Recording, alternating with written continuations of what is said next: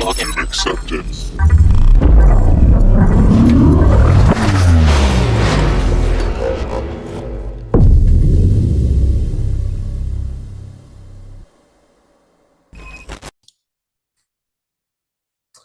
Alright, so this is kind of a review week, but it's less review, more I need to go over important topics that we may have glanced over. And so we got a lot of people asking about injects. So I have a few examples from that, technical and both a non-technical example.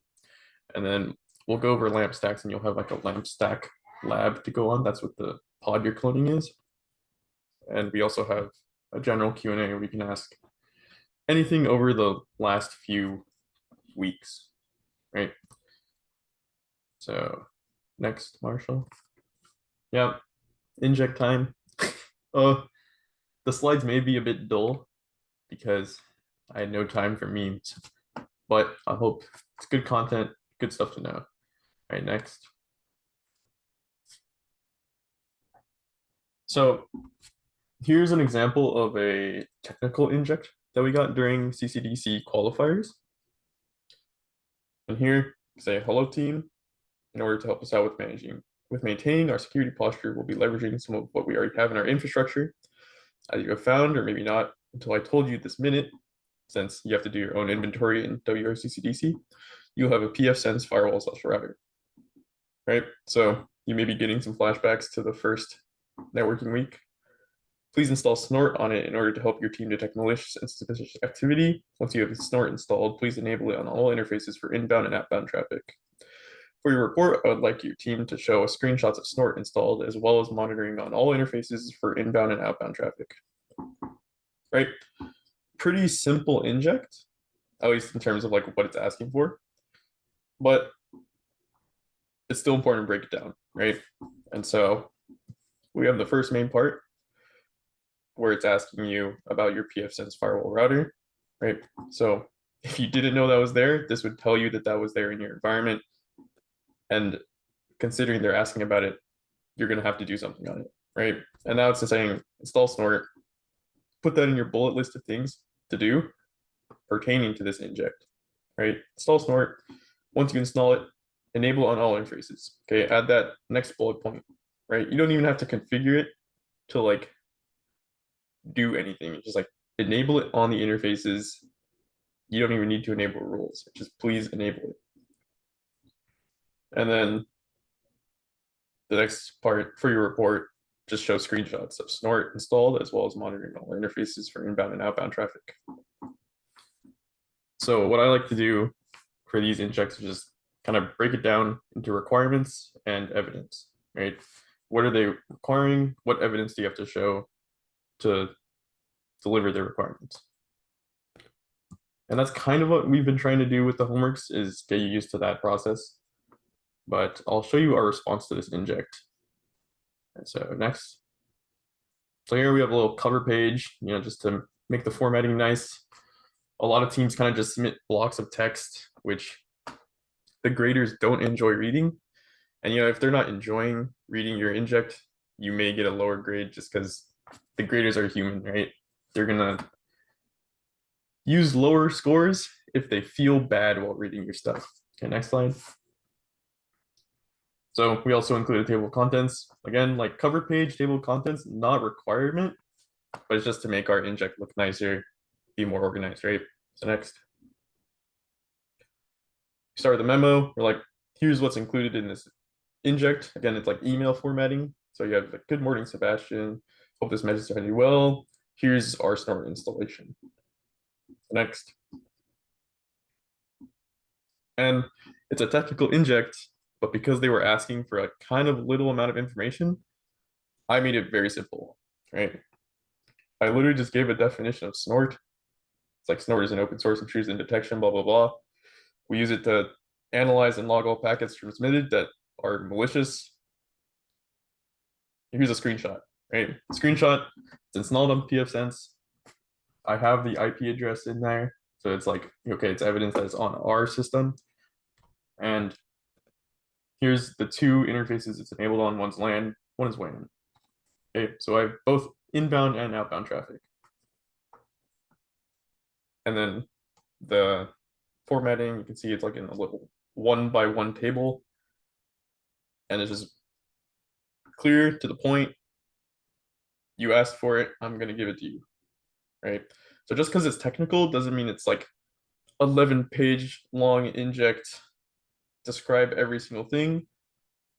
If they required that in their request of me, right, I'd have to put every single step, but they didn't. They just said, give me a screenshot of it being installed and what, like it being enabled on two interfaces. Like, okay, so I gave them what they wanted. Like, say my homework, right? I asked, please give me the steps you took to complete this process. And so in that, I would have shown me installing Snort, showed me configuring Snort. What are my configurations I put in? If I were to die on the job, would the next engineer be able to do what I did just by looking at what I gave them, right? And so it all just comes down to what are they requesting? What do you have to give them? So next. So here's an example of a non-technical inject request in which the gist of the email is, we're a bank. What are the most common attacks at banks recently? So it wants top 3 cyber attacks to financial institutions, and it's asking description of the attack, what threat actors should expect to be launching these types of attacks, like who's doing it, what threat actor groups, and then historical examples of these attacks, right? And then additionally, it wants a rubric to train employees on these types of attacks, who to contact if the attack occurs, and then how to mitigate the effects if it happens. Oh yeah, Adrian, judges won't like the inevitable ChatGPT inject answers. The WRCCDC judges definitely have an eye for spotting non-human writing. It's actually pretty impressive. They found someone last year, but yeah, if they found ChatGPT instant 0 on the inject, you lose like 200 points, right? So you don't want to do that when, the injects aren't too challenging, they're just time consuming. So next. So here's our response. I just skipped the template intro page and table of contents because it was the same as last one, just different content. And here we can see our introduction. Here's the research that we concluded. We found phishing, ransomware, and DDoS attacks to affect financial institutions. So phishing, I have a description, right? It just describes phishing from whatever source we found and in our own words, right? It's important to put in your own words. If you just copy like some random content, paste it in your business report, your executives are going to be like, do you actually know what you're talking about? Or are you just copy pasting thing like the first Google link you find? Then we have a little graph below. Next slide, Marshall. And then we list, they asked like, oh, what kind of threat actors would be targeting this? Granted, here are our citations, but and then we also have historical examples, right? And then this is like then article we found from the FBI, and then the ones from CISA, and then our form of citation, you literally just paste the link, right? That's all they ask for. It's not like an English MLA citation where you have to have a bibliography. No, you just put the link. If it works, it works. Next. And then here's the rubric they asked for, right? And it's like, how to avoid phishing. This would be the, how do we train our employees to counteract this attack? It's like, we give like those clear steps, right? Who to contact. It falls under the next page. I'd recommend avoiding this kind of formatting, but in the competition, we were just getting things out as fast as possible. So the formatting happened, but if you can avoid it, try to get all your blocks on the same page.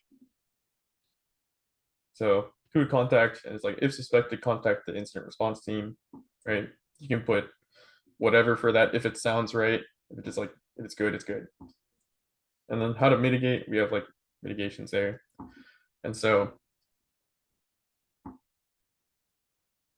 if it's generally good information, then it's a good inject response. And I don't include the other to vulnerability because I think this inject took up 11 pages, and the other two would just be the same thing as you see here, but with different types of attacks. So what's the next slide after that? I think it's LAMP already. I went over the index kind of fast. Do you have any specific questions, anyone?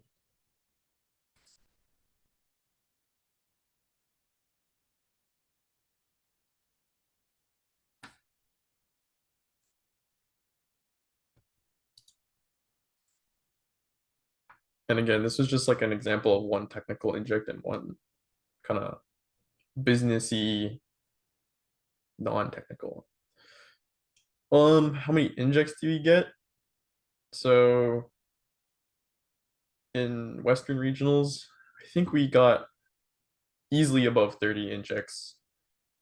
I think we got 40 injects over 2 days for regionals. And then I think we got like 15 to 20 in qualifiers. Do you guys have an inject template? Yeah, so we have templates set up before, and Jessica actually made a script to set up the template automatically.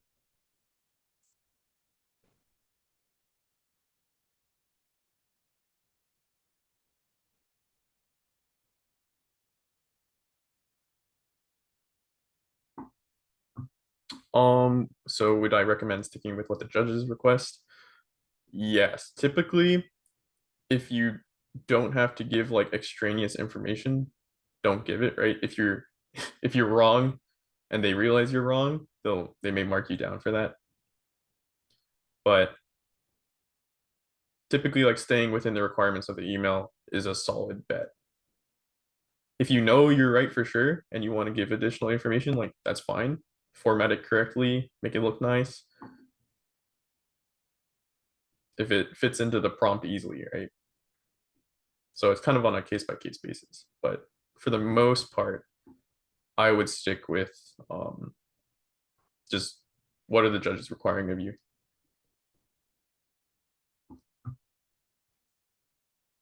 For tryouts, no, you don't need like a cover page and table of contents.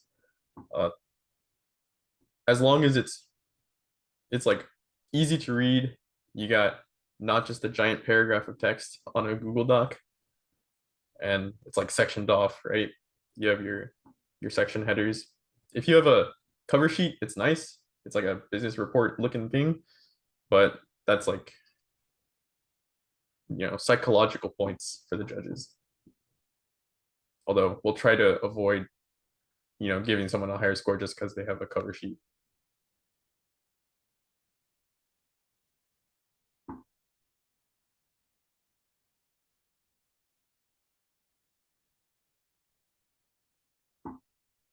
And also like for inject grading, the formatting at most is going to be like 5% of the inject grade. So you should focus on the contents first before.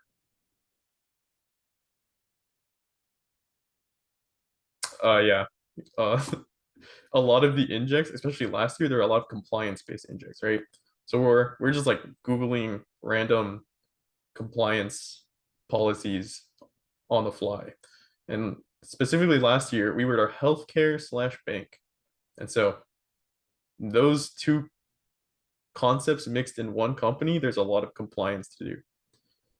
And we were like, yeah, looking up like corporate use policies, HIPAA, SOX compliance, the whole range of things, just random stuff, writing about it on the spot.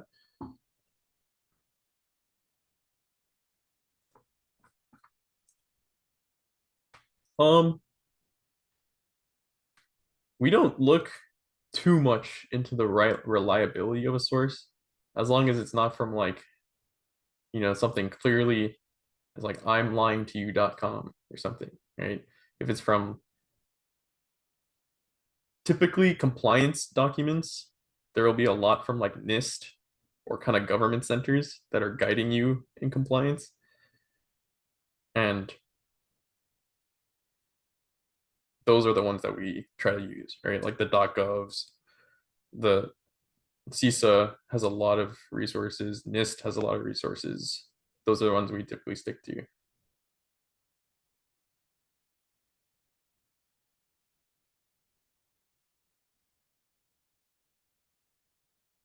But as far as like my CCDC experience has gone, if I just found like a blog with information on it, they'd accept that as a source because they're like, it's not an English competition. It's the concept that counts, right?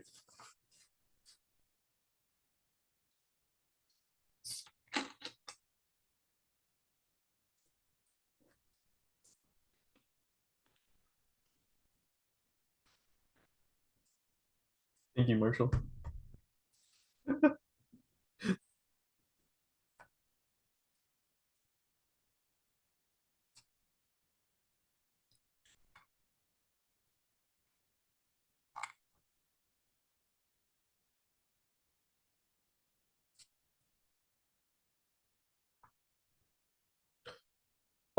Personally, I like to have like colored headers slash title text. These like provide some contrast in the document, makes it look kind of nice. But a black and white text, as long as the title is noticeably different from the section, right? It's like a larger font, it's bolded, that works too.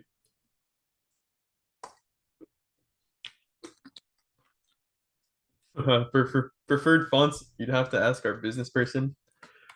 Me personally, I don't have any preferred fonts, but I'm sure Jess has like, I don't even know. What were these injects written in?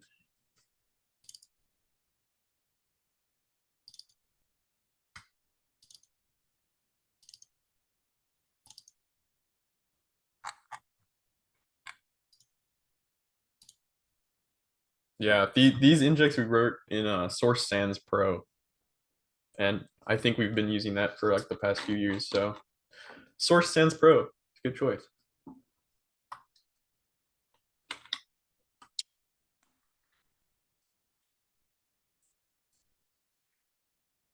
Again, like if you use a font that's not our preferred font, like you're not going to get marked off points unless you're using like, I don't know, Lobster or Pacifico, where it's just like, why are you typing in cursive? Yeah.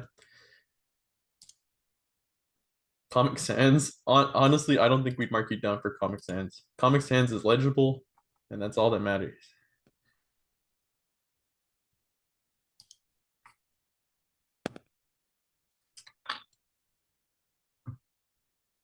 Wingdings? Marshall, you want to write a injected wingdings? I won't be able to read it myself.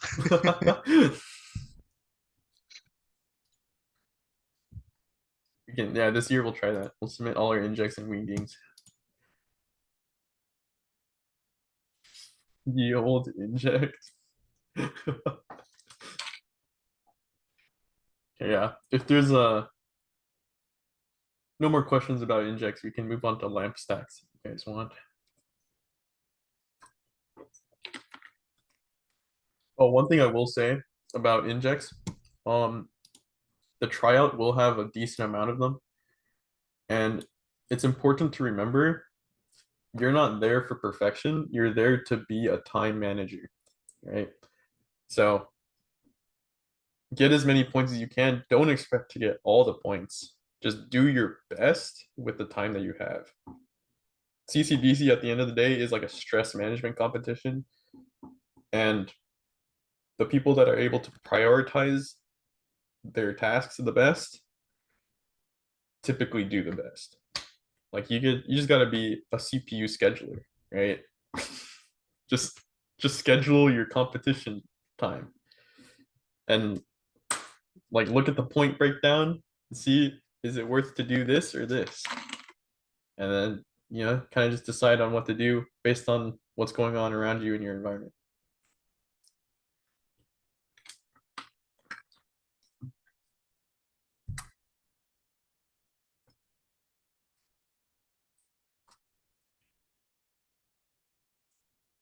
Um, the context of the injects are going to be emails. And so you can like you can still submit the document in a report format. We're not that picky, right? But um as long as it looks nice, report or email format works for us. Whichever one's easier for you in the moment.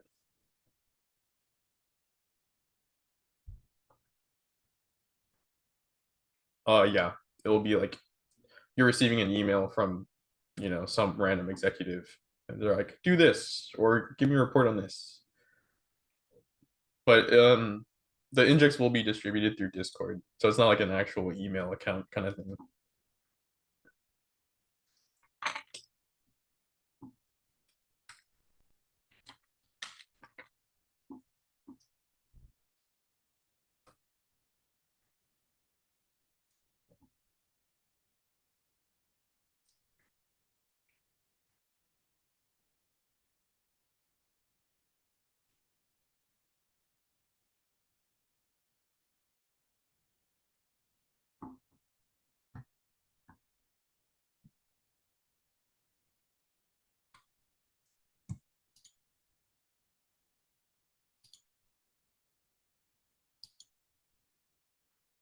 Um, no, word limit is not a problem. I think just make sure that you have enough time to put in what the inject is requesting. And like you have enough time to do other things, right? Because during the trials, you're not only gonna have injects to manage. So I don't think you would also want to write an essay in the middle of the competition. Typically, you try to make it like concise, right? Don't write a whole story into why you set up this lamp stack. Just like say I set up the lamp stack and then show your evidence, right?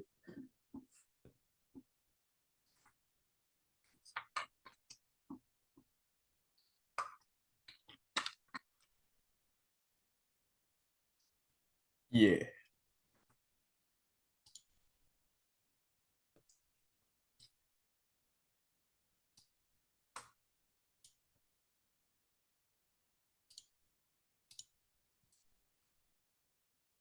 All right. Marshall, let us move on to LAMP. What is LAMP? LAMP is Linux, Apache, MySQL, PHP, or Python, or Perl, or whatever backend. But this is a typical like web server structure that you'd see on pretty much any web server. You got your front end server, which is like Apache, right? And then you got your server side scripting language that will be PHP, Python, Perl. Camino uses PowerShell and Go. So it can be pretty much anything that you can send a request to. And then you'll have like a backend database for managing content, right? So that'll be like MySQL, MariaDB, AnyDB, anything that works as a backend. You could use like a Excel spreadsheet if you hated yourself enough and wanted to make that. But this is the typical architecture, right? Your front end, server-side scripting, backend database. Next slide will show that. Yeah. So in the pods you cloned earlier, right? You got one called Web Debian 10 and the one's called SQL Debian 10. What you're gonna do today is you're gonna set up a LAMP stack that's kind of formatted as a distributed system. And so Web Debian 10 VM, that one will have your Apache and PHP. And then your SQL Debian 10, that will be holding your database. So basically, you're going to have two VMs. They're working together to make one web server. And this kind of shows the information request flow.